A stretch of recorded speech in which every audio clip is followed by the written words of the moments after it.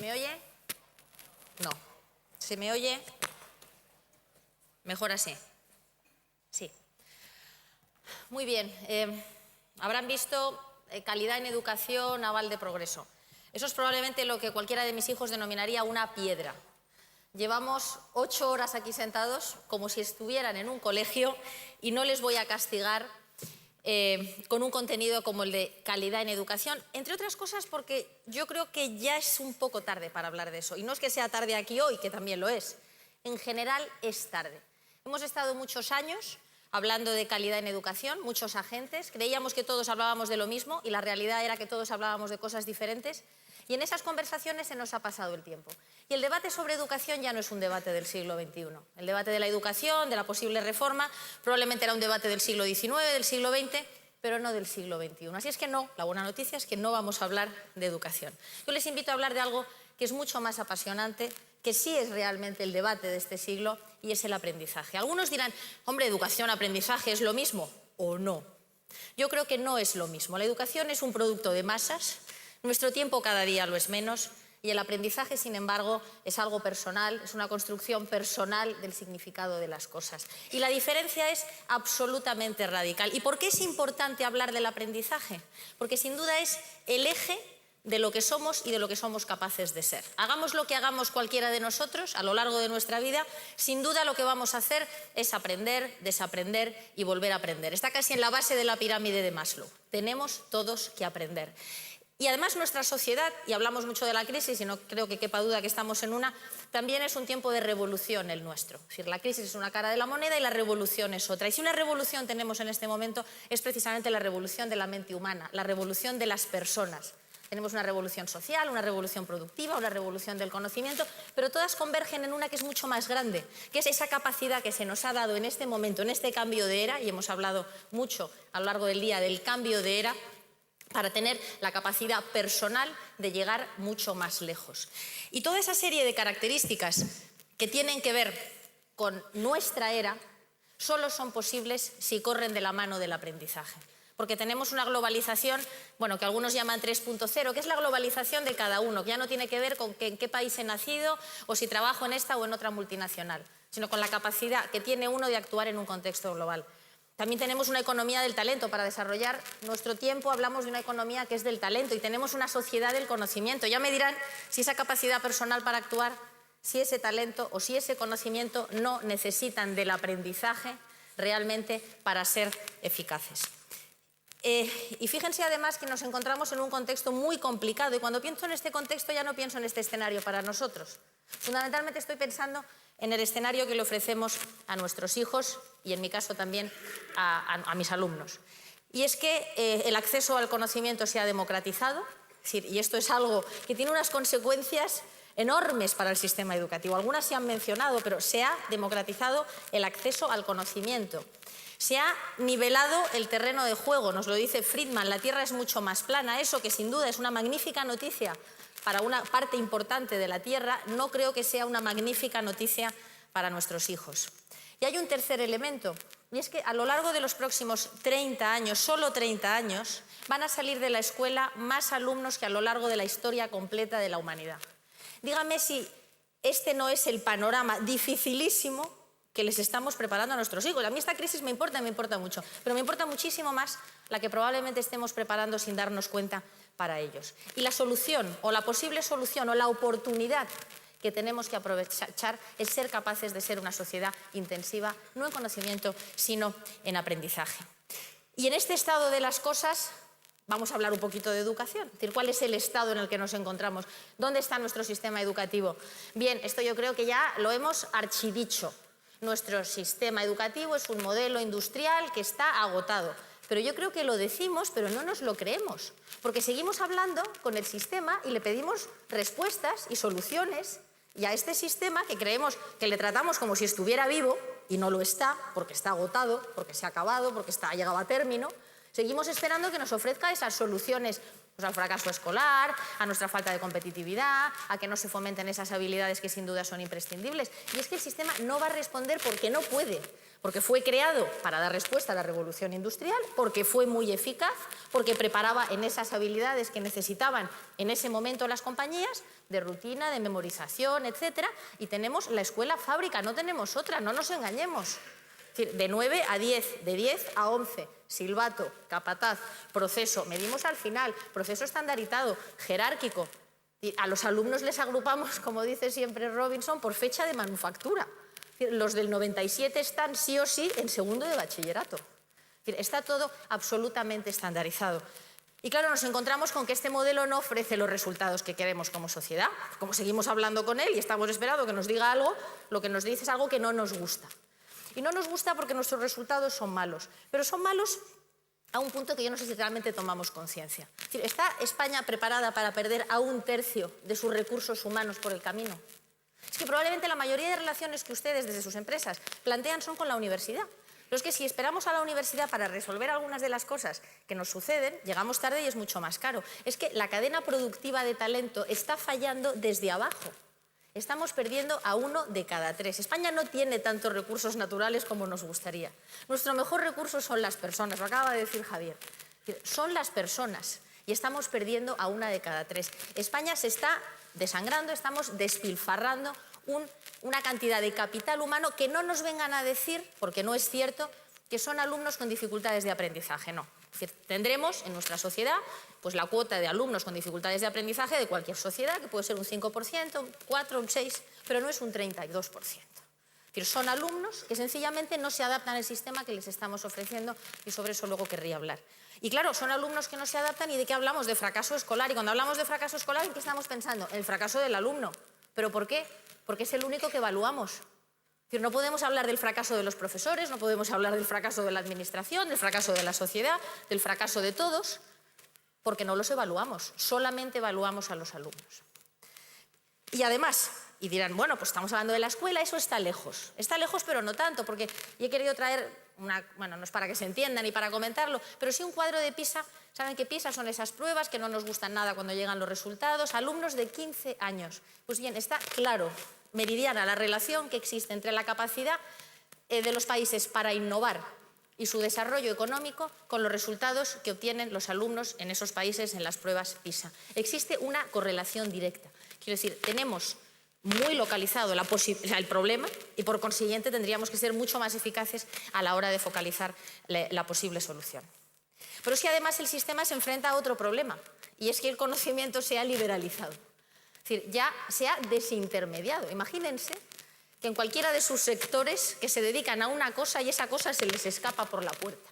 Es decir, el rol tradicional de la escuela es transmitir el conocimiento. Sí, educar en valores y todo aquello, pero fundamentalmente transmitir un currículum, tenemos unos libros de texto y transmitimos un conocimiento. Y de golpe el conocimiento sale del aula y el aprendizaje y el conocimiento es ubicuo, es libre, está al acceso de cualquier dispositivo electrónico, los alumnos lo saben que pueden construirlo. Entonces, ¿qué sucede? Ya se pierde ese poder que hasta ahora tiene el sistema, sea el Estado, sea a lo largo de la historia la Iglesia, sean los organismos que han ejercido esa capacidad para determinar qué se aprende, qué no se aprende, cuándo se aprende, en qué dosis se aprende esto y no se aprende lo otro. Y de golpe nos hemos encontrado que eso ya no está en las aulas. Entonces, ¿cuál es el rol de la escuela en este momento? ¿Es un rol asistencial? Claro, los niños tienen que estar en algún sitio. ¿Es un rol de certificación del conocimiento? Hasta ahora eso ha sido importante en este país, ¿no? Tener un sello que sea oficial, un reconocimiento oficial, un título, pero ojo, es que cada día menos. En el mundo eso cada día menos. Y un tercer, yo no creo, sí, problema, desafío, reto, llámenlo como quiera, porque si cualquiera de ustedes están en estos sectores que han sufrido un proceso de disrupción por culpa de un dispositivo o a razón de un dispositivo de Apple, entenderán perfectamente la dimensión y la magnitud que tiene esta gráfica que comentaba hace unos meses con el vicepresidente de Apple, John Couch. Y decía, efectivamente, se ha producido un proceso de innovación disruptiva en muchos sectores, en este caso, inducido por Apple, y entre el 2011 y el 2015 el proceso de disrupción se va a producir precisamente, no en la escuela, en las paredes de las aulas. por esa razón que hablaba antes de que el conocimiento ya no está dentro, sino que está fuera, está al alcance de esos dispositivos digitales que han transformado completamente el escenario en el que tiene que producirse ese aprendizaje. Así es que tenemos un proceso de innovación disruptiva del que ya nos hablaba Christensen hace 4 o 5 años. Es decir, este es un sector, el educativo, que va a sufrir ese proceso. ¿Qué va a pasar? Que va a haber, como en tantos procesos de innovación disruptiva, y ustedes probablemente han sufrido o han trabajado en sectores que los han padecido, o que los han sufrido, o que han crecido al lado de uno de ellos, se están produciendo ofertas de servicios fuera del sistema, a cargo de sistemas o de instituciones informales o no formales de educación, que ofrecen cada vez más servicios educativos que llegan más lejos, que individualizan mucho más el proceso, que son capaces de adaptarse a lo que el alumno necesita, y entonces cada vez más el sistema formal se va replegando o se tendrá que replegar y darse cuenta de que se enfrenta juntando todas estas. Estos son algunos de los servicios que están al alcance de cualquiera de nuestros alumnos para desintermediar el conocimiento. Es decir, ya están en el mercado y hay muchos, muchos más. Entonces, si el sistema se encuentra con un modelo obsoleto, que el conocimiento ha escapado las aulas, que además hay un proceso intensivo de innovación disruptiva que le acecha, yo creo que el sistema lo que tiene que reconocer, o el sector lo que tiene que reconocer, nuestro sector, es que se enfrenta a un proceso de reconversión. Es decir, no es que estemos en una crisis educativa, es que tenemos que afrontar la realidad y entender que tendríamos que estar frente a un proceso de reconversión. En cualquier sector pasaría, con cualquiera de estos elementos, si les he dado 3, probablemente uno bastaría para entender que tenemos que enfrentarnos a una transformación muchísimo más profunda, que no es una reforma, y por eso les decía que ya no es tiempo de reformas, ya no es tiempo del discurso tradicional que venimos utilizando a lo largo de muchos años, porque el problema es muchísimo más profundo. ¿Qué solución tenemos? Porque vamos a pensar por un momento que el sistema educativo, que pues está muy amenazado, pero como no lo vemos, porque evidentemente la sociedad de alguna manera defiende una parte importantísima de toda su estructura, que es el sistema educativo. Es que estamos hablando de 8 millones de alumnos, de más de medio millón de profesores, el 5% de nuestro PIB. Efectivamente, un sector de este tamaño en reconversión es algo que probablemente nuestra sociedad no quiera ver y que además luego comentaremos cómo todos los agentes a veces funcionamos en contra de que esto se produzca. Pues pensemos por un momento que esta es una sociedad, lo hemos dicho, que ofrece muchas oportunidades al aprendizaje, porque todo su desarrollo corre de la mano del aprendizaje. Es una sociedad líquida en la cual ya el aprendizaje y el trabajo, el entretenimiento, la vida, todo ya no tiene las mismas soluciones de continuidad que tenía antes, con lo cual emerge esa posibilidad de poder ser una organización experta en aprendizaje, y les invito a todos ustedes a que se acerquen a este sector con esta posibilidad en la mano. Y habrá muchas, y ya está pasando, que se acercan al sistema educativo. Pero pensemos por un momento que es el sistema el que tenemos que cambiar, ¿no? Es decir, que queremos apostar por él, que lo tenemos, que lo hemos alimentado durante muchos años y que le vamos a dar la oportunidad de cambiar y transformarse. Es decir, a fin de cuentas, ahí se educan nuestros hijos. Entonces vamos a pensar que como en el corto plazo también tenemos otras situaciones, no sé si tan urgentes, que probablemente no, pero otras situaciones que atender, vamos a darle esta oportunidad. Pues lo primero que tenemos que hacer es, de verdad, pensar en un cambio de paradigma. Estamos instalados en el discurso clásico del coche de caballos. Aquí de repente ponemos 20 alumnos por aula, luego ponemos 25, luego resulta que recortamos a 22, subimos las horas del profesor, las bajamos. Ese es el discurso industrial puro. No hemos transformado el paradigma, la manera en la que nos aproximamos a ese hecho de aprendizaje que, insisto, está comprometiendo tantísimo nuestra capacidad para ser competitivos en el futuro. Así que lo primero que tenemos que hacer es un cambio de paradigma. Vamos a pensar en educación, no vamos a pensar en educación. Vamos a pensar en aprendizaje, que es eso que hacemos nosotros, no que nos hacen. Vamos a pensar y vamos a hacerlo de otra manera. ¿Y qué sería lo primero que tendríamos que hacer? Pensar cuáles son los fines. Decía al principio que hemos estado hablando de calidad sin saber de qué hablamos, o sin ponernos de acuerdo. Bueno, pues nos tendríamos que poner de acuerdo cuáles son los fines de la educación. Y he pensado, bueno, pues lo razonable es que si la escuela o el sistema educativo sirve a la sociedad, pensemos cuáles son esos valores que son importantes para la sociedad, y me he ido a las 10 primeras empresas del IBEX la semana pasada y hemos analizado cuáles son sus valores, ¿no? Es decir, en orden de relevancia, cuáles son las palabras emergentes. Probablemente a ninguno de ustedes les extrañe que tengamos a los clientes así de grandes que por supuesto la innovación sea importante y también la orientación a resultados. He hecho el mismo ejercicio con el anteproyecto de ley de educación, que esos son los fines que estamos persiguiendo ahora porque estamos en un proceso de reforma, como probablemente todos ustedes saben, para ver si estamos alineados, la sociedad y la educación, y hemos entendido que la responsabilidad es compartida. Y lo que nos sale es esto. Yo cuando pienso en clientes estoy pensando en alumnos, que son los clientes de un servicio educativo, sin duda. Es decir, son unos consumidores muy sofisticados, son los consumidores del servicio más extendido sobre la faz de la tierra y más estandarizado, pero son clientes de ese servicio. No los tratamos como tales, pero lo son, y deberíamos tratarles como tales. Tanto si van a la escuela pública, privada, me es igual, es decir, como tales. Y los alumnos los tenemos ahí, pero no los tenemos tan grandes como sus clientes, como han podido observar. Si yo traduzco orientación a resultados, pensaría en el aprendizaje. Realmente para mí el resultado que persigo es el aprendizaje. Y fíjense que el aprendizaje prácticamente ni lo vemos, es muy pequeñito, casi se ha colado ahí por la puerta de atrás. Y lo que tenemos enorme es la evaluación. Es que lo de evaluar nos encanta. Que es lo mismo que si ustedes ahora tuvieran en sus valores el decir, no, lo importante de mis valores es el control de calidad al final. Hombre, parece que eso ya lo hemos superado. Yo no les digo a lo mejor hace 15 años o hace 20, pero ahora no estamos para eso. Ahora estamos para ofrecer un buen servicio, etcétera, pero no para medirlo solo al final. Lo que nos importa es el proceso. Y pienso, bueno, a lo mejor es que coger esto del IBEX y esto del anteproyecto de ley está cogido por los pelos. Y entonces he hecho el mismo ejercicio con la ley de Finlandia, la famosa ley, que esta lleva vigente 20 y tantos años. No hace falta cambiarla cada 5 minutos, ¿no? Y es la mitad de extensa, ¿no? Y aquí sí que encontramos el aprendizaje más grande y los alumnos mucho más grandes. Luego, no es imposible ser capaces de alinear los fines que persiguen, los valores que realmente son intrínsecos a nuestra sociedad y en los que basamos, los que basan ustedes en esas empresas, su vocación de progreso con lo que nosotros hagamos en las aulas. Y luego cuando pensamos en los fines, creo que tendríamos que establecer una conversación mucho más amplia.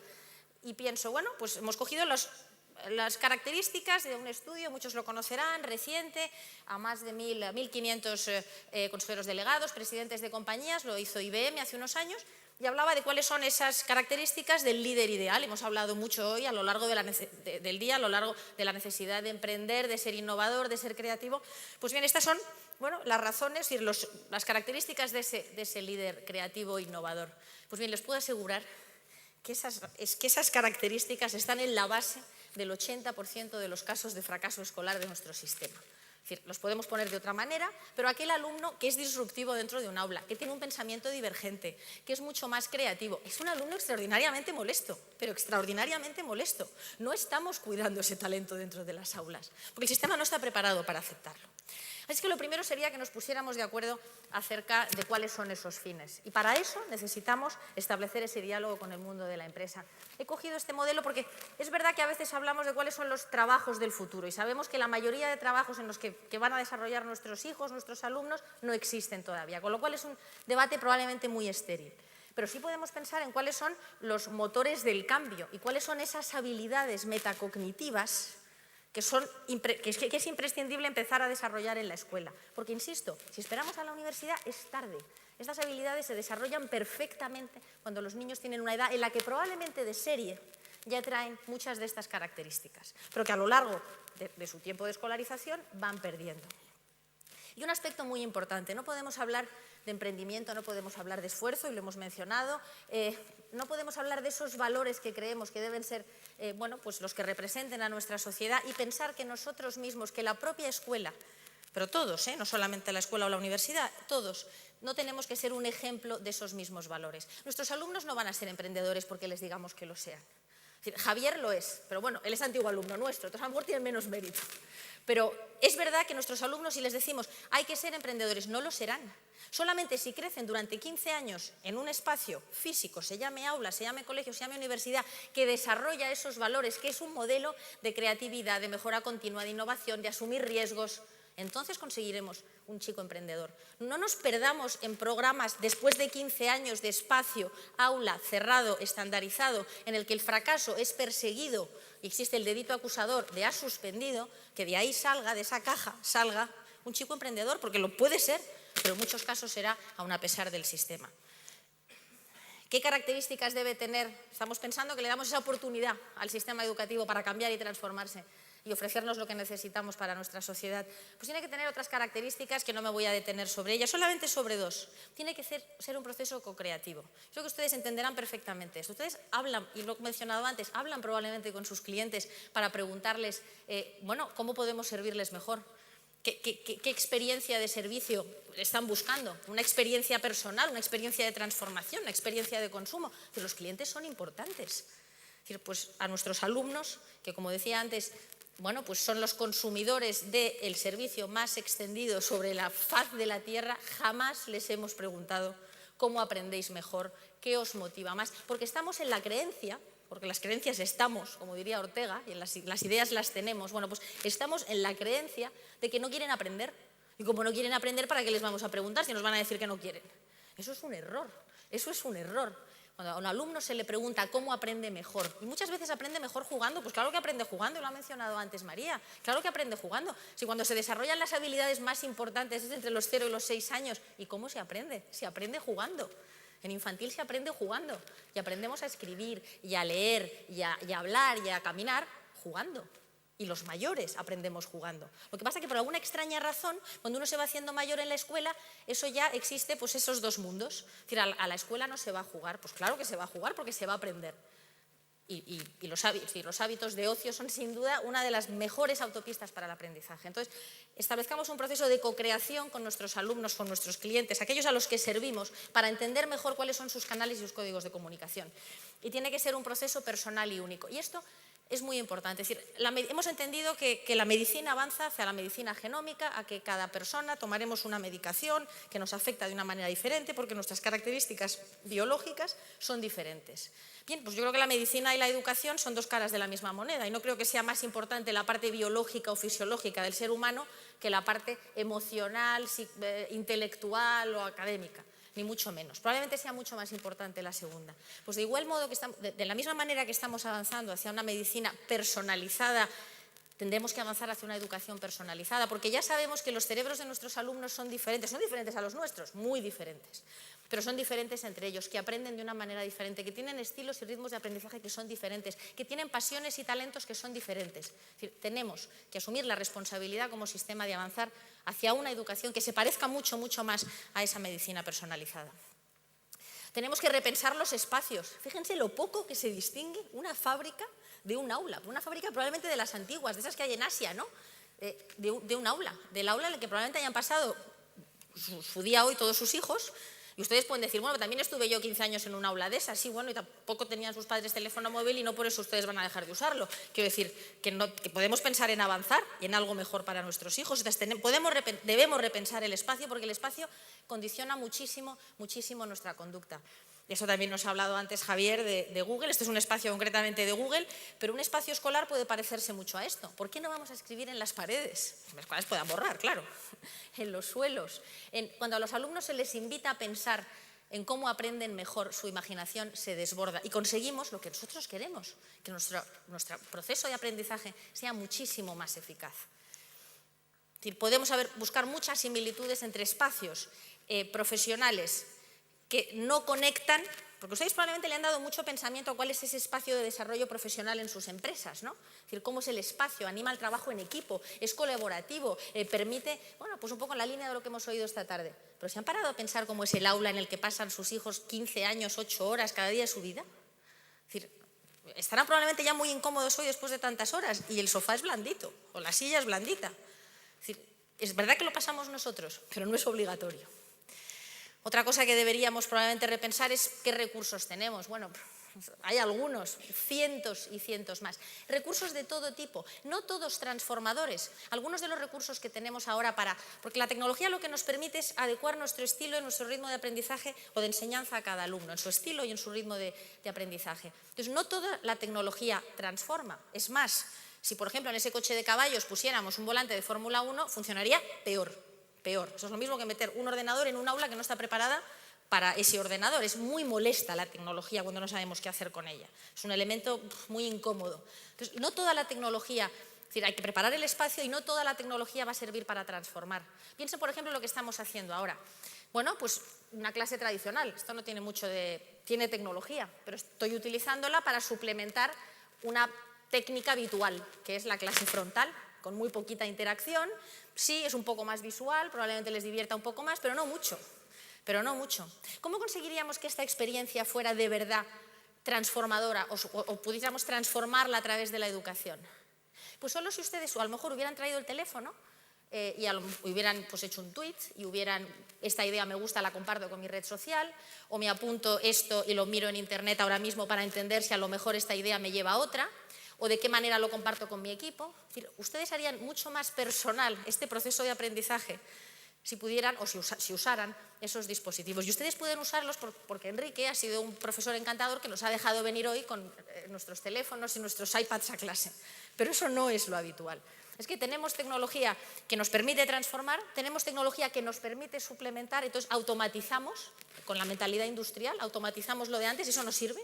Y luego tenemos mucha tecnología y muchos recursos que lo que nos permiten es desintermediar, hacer espacios colaborativos, utilizar el juego, 1000 oportunidades en las que realmente sí emerge el gran maestro. Es decir, cuantos más recursos haya, más emerge la necesidad del gran maestro. Es decir, un profesor con un único recurso puede ser mejor o peor, pero en una banda de variación muy pequeña, con muchos recursos, la capacidad para combinarlos, para entender su rol, para acompañar al alumno, para no intermediar entre el alumno y el aprendizaje, sino trabajar directamente con el alumno, ser su coach, su mentor, etc. Ese es el gran rol del profesor. No nos engañemos, en este esquema no se trata de eliminar profesores y cambiarlos por máquinas. Eso de nuevo es la mentalidad industrial, el paradigma viejo. No, ahora lo que necesitamos es profesores que hagan cosas diferentes y no es fácil, ¿Sí? Ya acabo. Tenemos alumnos maravillosos porque si hablamos de si los alumnos son el problema o son la oportunidad, sin duda, son la oportunidad.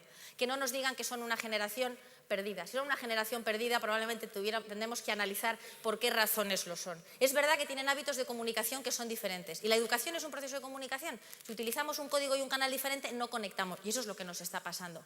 Traen características mucho más sensibles al aprendizaje.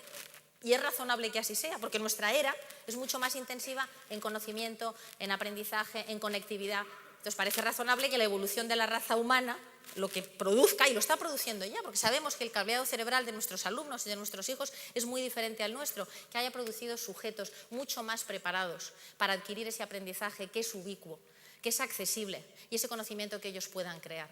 Es que tenemos el contexto ideal.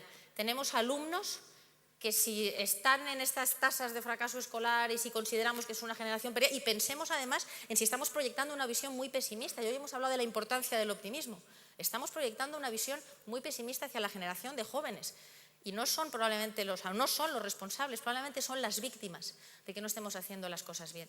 O sea, si tenemos jóvenes preparados, sensibles al aprendizaje, si tenemos un contexto que invita a esa transformación y tenemos la situación que tenemos de tasa de fracaso, de falta de competitividad, será probablemente porque tenemos que hacer las cosas de una manera diferente. La única es que lo hagamos todos juntos. Si el sistema educativo da vueltas concéntricas, utiliza el mismo paradigma y no va a cambiar. Necesitamos ser una sociedad que aprenda.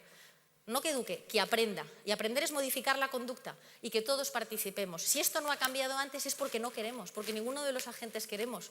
No solo porque no quieran las editoriales, que por supuesto no quieren, pero tampoco quiere la administración, porque es una manera de perder un poco ese poder que tiene respecto del sistema. Y muchas familias vienen y dicen, no, yo lo que quiero es el mismo sistema que tuvo éxito conmigo. No, es que ese tiempo ya no existe. Es que no puede esperar a que su hijo vaya a buscarle donde usted está, porque no va a venir, como no va a venir a buscar el sistema. Que los profesores también quieran cambiar, que la sociedad entera, que las empresas se acerquen donde está ahora ese talento que estamos perdiendo, porque sus futuros directivos, los emprendedores, los innovadores tienen ahora 14 años y están en un aula y no podemos perderlos ahí donde están. Así es que les invito a todos a hacer este ejercicio, a que lo hagamos juntos, porque será la única manera de conquistar el futuro. Yo no sé, a esta hora probablemente sus hijos de nuevo estarán haciendo sus deberes. Yo creo que es hora también de que los hagamos nosotros. Muchas gracias.